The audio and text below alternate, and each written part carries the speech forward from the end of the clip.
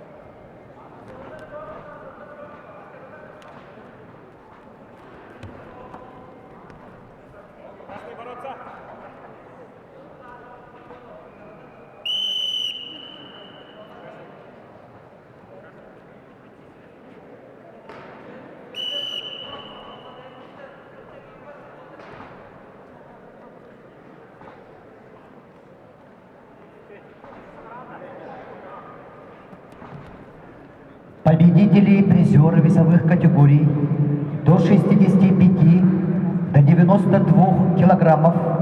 Просьба подойти на построение для проведения церемонии награждения.